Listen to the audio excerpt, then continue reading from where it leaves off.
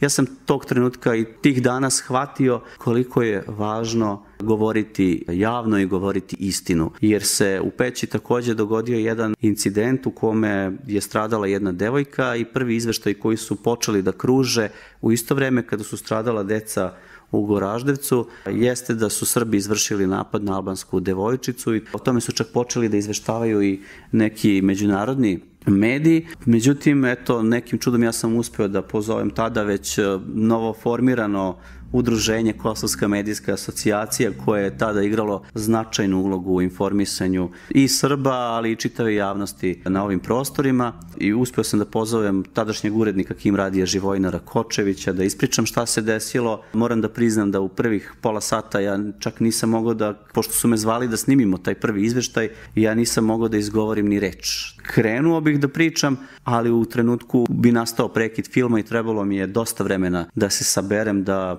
sve to ispričam. Kasnije su došle i brojne novinarske ekipe, kako srpske, tako i ekipe svetskih medija koje su zabeležile taj stravičan zločin koji se desio deci iz Goraždevca.